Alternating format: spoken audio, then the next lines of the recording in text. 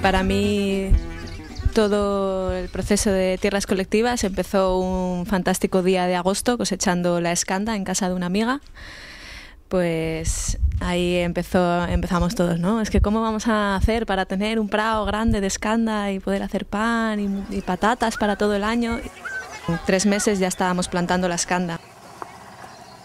Pues en Vimenes yo creo que motivados porque ya había otro grupo. Hicimos una primera reunión donde llamamos un poco a la gente que le gustaría compartir tierra para plantar. Esa era la idea. Entonces vino gente, vino alguien de la tierra que ya estaba funcionando para que nos explicara un poco cómo se estaba funcionando allí.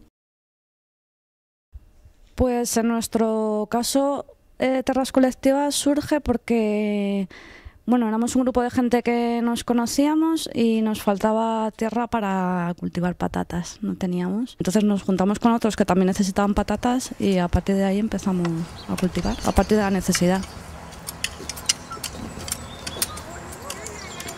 Como nos dimos cuenta de que aparte de ser productivos nos lo pasábamos bastante bien y que teníamos más necesidades, pues fueron surgiendo más tierras, porque los paisanos, los vecinos, les gustó que nosotros hiciéramos eso y nos las ofrecieron. Entonces a raíz de ahí empezamos a crecer, más gente que vivía cerca del valle de la zona donde estamos se interesó y se fue sumando. Y el maíz y el trigo, y si no lo tienes como comunitario, es muy difícil que consigas sacar, que tengas la energía y la fuerza a ponerte ahí a cavar todo lo que hay que cavar, a sembrar todo lo que hay que sembrar y tal.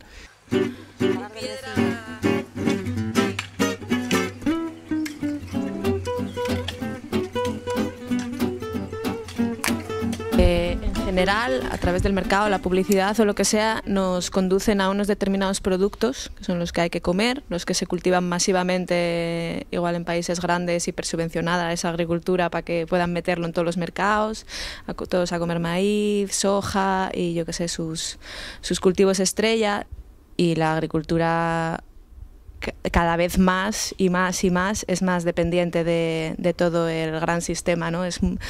Necesita toda clase de fertilizantes, pesticidas, maquinaria, papeleos.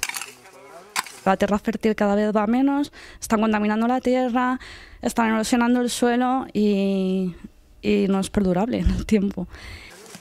Entonces, si se les mete en la cabeza que, por ejemplo, que comer carne es imprescindible para la vida, entonces se ponen a cultivar todo el mundo para alimentar a las vacas que están viviendo en 3 metros cuadrados entre su mierda, para que luego te lo comas, porque eso es justo lo que te va a salvar y no comerte la acelga que tienes en la huerta, ¿no? Si ves en un sitio, deberías ajustar tu demanda a la oferta que ese sitio te ofrece de recursos. Y con el capital lo que hace es todo lo contrario, genera una demanda y a través de la agricultura industrial, de traer cosas de otros sitios y de una política que a largo plazo es inviable, pues consigue que tú puedas acceder a eso. Lo que pasa es que necesitas ese consumo también y esa demanda para poder persistir. Me interesa que la gente sea autosuficiente y que haya esa forma de vida que había antes y que era perdurable en el tiempo. Si eres capaz de generar los alimentos cerca de tu casa, o mejor todavía en tu propia casa, pues eliminas ese gasto energético tan exagerado. O sea, que ya no solamente que es comida contaminante, que acaba con el entorno y demás, sino que la gente que está trabajando en eso también pues está en unas condiciones laborales y de vida bastante malas.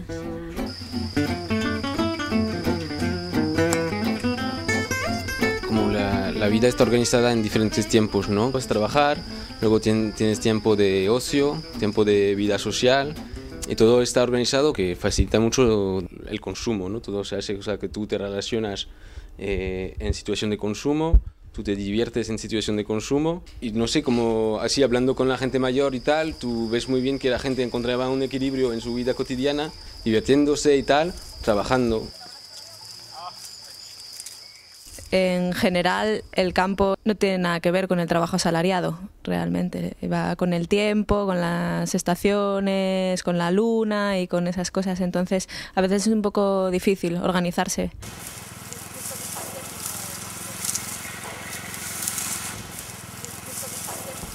No se trata tanto de trabajar, sino de que estás haciendo lo que tienes que hacer. Entonces son quehaceres, no son trabajos. Y esa es una gran diferencia.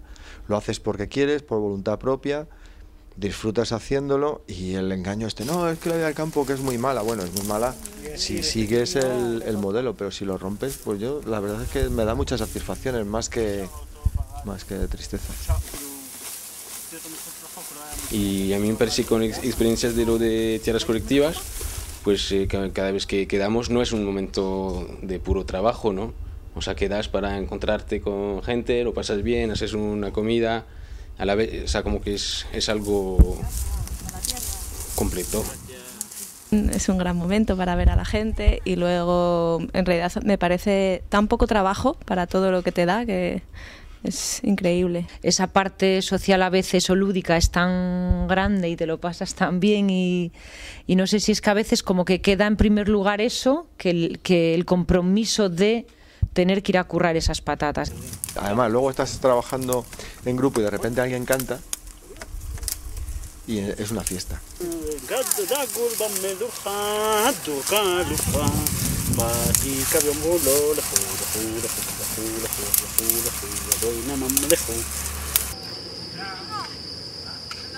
Para mí los objetivos son poder autogestionar mi alimentación con las cosas que me faltan, que son patatas y cereales, básicamente, y legumbres.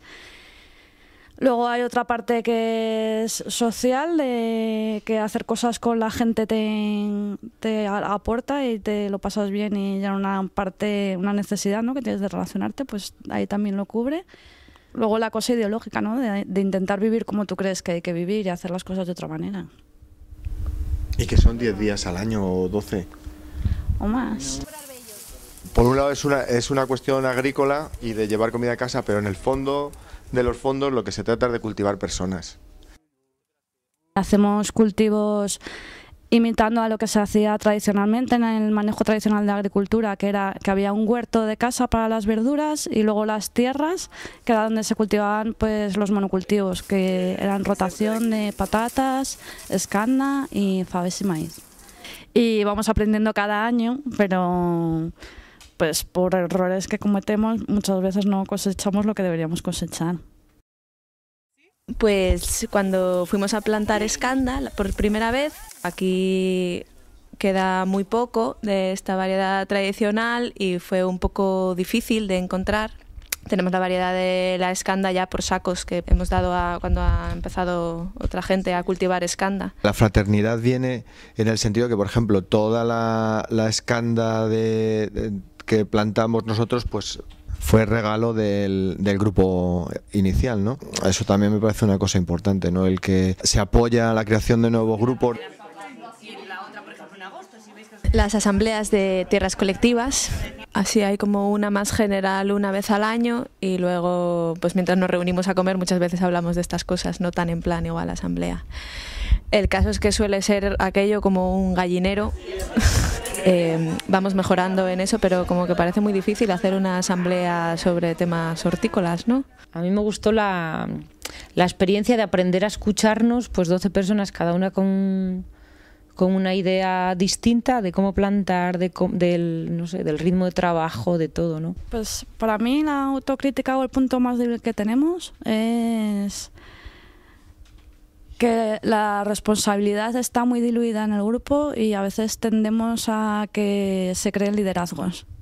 Pues a mí me parece que son diferencias que encuentras en cualquier colectivo que intenta organizarse de manera alternativa o tal. O sea, siempre hay puntos de vista diferentes, ritmos diferentes, pero trabajando lo asambleario, cómo se toman las decisiones, cómo se toma en cuenta la gente que está muy lejana de tus puntos de ver las cosas y tal. O sea, yo creo que si trabajando lo humano, todo lo demás se resolverá bien. Luego a la hora de repartirnos la cosecha, lo que hemos sembrado, como funcionamos es con unidades de producción, cada persona o gente que iba junta, pareja, colectivo, lo que sea, al principio decide qué fuerza de trabajo va a aportar y luego más o menos al final, pues con respecto a eso nos lo repartimos. Que si pues hay gente que ha tenido problemas de salud o un accidente o no ha podido ir a trabajar, tampoco contamos los días, ¿no? ¡Ay, ay, ay, ay! Tú puedes, tú. ¡Mira, Vera! También intentamos, cuando podemos, trabajar con animales. Haremos alguna tierra con caballo, otra con tractor. Empieza a haber debate sobre desbrozadora sí, desbrozadora no, guadaña, la llamo al tractor o pongo la yegua. Ya vale, intelectuales, parásitos. Al final, si lo piensas un poco, con guadaña se corre más.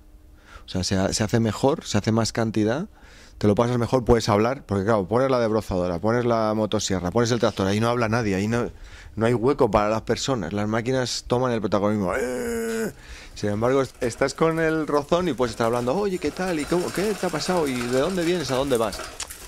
La relación entre las personas es mucho mejor si somos capaces de eliminar la máquina. Molemos el maíz y la escanda en un molino de agua en uno de los pueblos donde está una tierra. Lo hacemos con un molinero que es uno de los que nos ha cedido una de las tierras, además. Y ahí no hay intercambio de dinero, sino que lo que hacemos es cuando su familia va a cosechar la escanda, vamos todos a echar una mano. Lo que me gustaría mucho es muchísimo más grupos de tierras y muchísimo más locales, ¿no? Y al nivel de coherencia, de organización del trabajo, a mí me gustaría mucho llegar a ser un grupo de tierras con mis vecinos geográficos.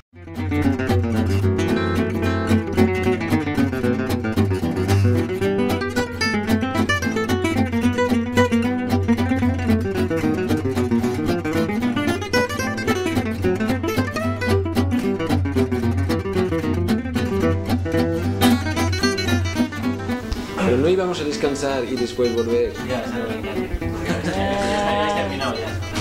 Claro, porque mola, descansas, pues te das un poco de vueltas en tu cabeza, vuelves a pensar en otra cosa.